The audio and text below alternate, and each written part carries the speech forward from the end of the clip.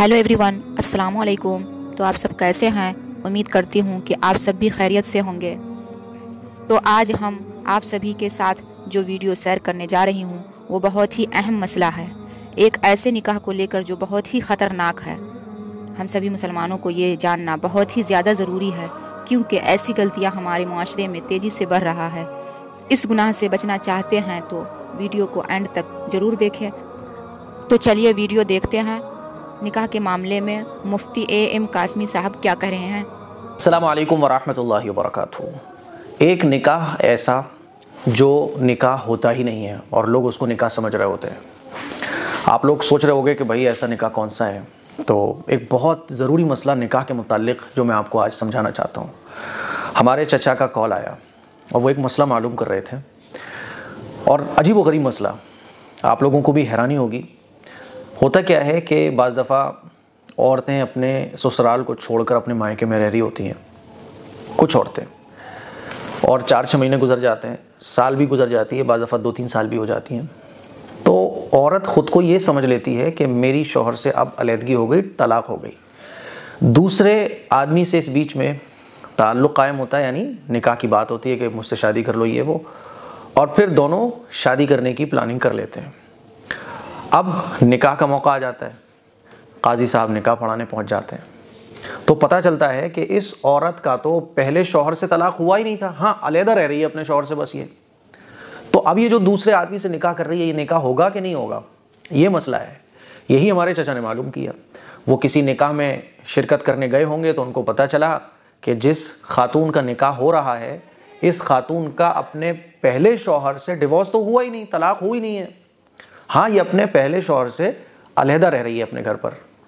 अब घर वालों ने सोचा कि चलो 1-1.5 साल गुजर गया, इसका निकाह कर दो, कब तक ये तन्हा रहेगी। तो वो निकाह हो रहा था। अब निकाह पढ़ा भी दिया गया।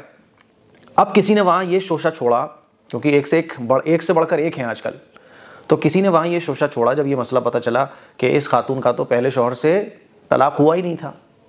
तो एक मसला तो ये कि उसका जो दूसरा निकाह हो रहा है वो होगा नहीं।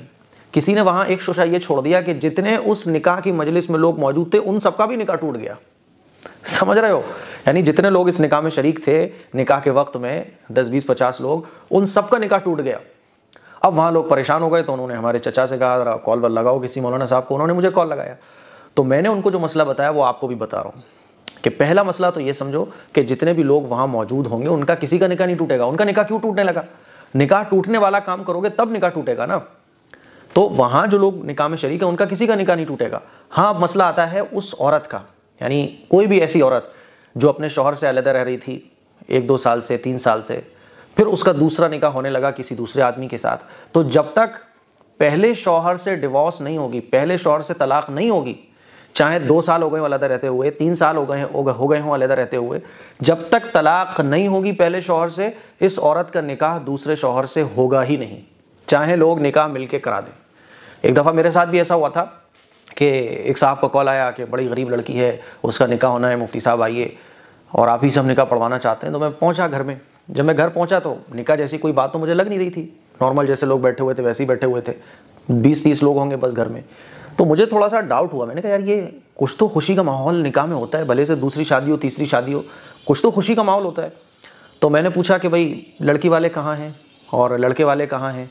थोड़ा सा मैंने तहकीक करना शुरू करी तो एक साहब ने मेरे कान में बोला कि मुफ्ती साहब दरअसल बात यह है कि 8 महीने इस लड़की को हो गए और इसका जो शौहर है वो उसको लेने नहीं आ रहा है, तो हमने सोचा कि इसका निकाह करा दो। तो मैंने कहा कमाल करते हो यार, पहले शौहर से इसकी डिवोर्स नहीं हुई, पहले शौहर से अलहदा रह रही है लेकिन तलाक तो नहीं हुई ना। कि नहीं, हमने सुना है कि 4 महीने अगर औरत अपने शौहर से दूर रहे तो डिवोर्स हो जाती है। भाई साहब 4 महीने नहीं, 40 साल भी अगर वो अपने शौहर से दूर रहे ना और डिवोर्स नहीं दी है शौहर ने, या इस खातून ने डिवोर्स नहीं ली है, तो डिवोर्स नहीं होगी, तलाक नहीं होगी, वो इसकी बीवी ही कहलाएगी। तो मैंने कहा सॉरी, मैं ये निकाह नहीं पढ़ा सकता क्योंकि ये तो निकाह में है पहले से किसी के। और जो औरत पहले शौहर के, यानी जो औरत पहले से निकाह में है किसी के, तो उसका दूसरा निकाह किसी मर्द के साथ कैसे हो सकता है बगैर तलाक के? वो कहने लगे अरे आपको पढ़ाने से मतलब है। मैंने कहा कमाल करते हो, क्योंकि वो लोग मुझे पहचानते नहीं थे ना। एक साहब ही मुझे पहचानते थे, तो मेरे कान में आके कहने लगे मुफ्ती साहब कोई सूरत नहीं हो सकती ऐसे कि ये निकाह हो जाए। मैंने कहा यार ऐसे कैसे हो जाएगा, कमाल करते हो।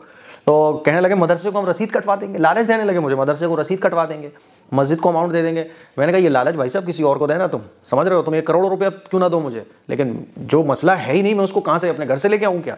मुझे भी अल्लाह और अल्लाह के रसूल का खौफ है, आखिरत में मुंह दिखाना है। मैंने कहा सॉरी मैं ये निगाह नहीं पढ़ा सकता। मैं वहाँ से अपना रजिस्टर लेके वापस आ गया। लोग थोड़े से वो भी हुए कि यार ये कैसे मुफ्ती साहब हैं ये वो। तो ऐसा चल रहा है कि इसीलिए उलमा की जिम्मेदारी है कि जब भी वो इस तरह के निकाह में शिरकत करें जहाँ थोड़ा सा भी डाउट हो रहा हो कि यार ये निकाह कैसा है, तो वहाँ पूछें कि भाई ये निकाह कैसे चल रहा है, तहकीक करें। और अगर ज़रा सी भी इस चीज़ की आपको भनक लगती है ना, तो उस निकाह को फ़ौरन छोड़ो कि भैया किसी और से पढ़वाना, ये निकाह है ही नहीं है।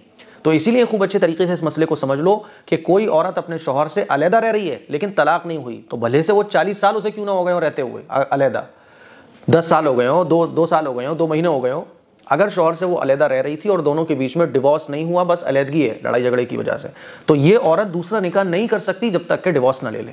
और अगर घर वाले या कुछ लोग या कोई आदमी इस औरत से निकाह करता है, ठीक है, तो ये निकाह मान्य नहीं होगा, वैलिड नहीं होगा, ये निकाह होगा ही नहीं।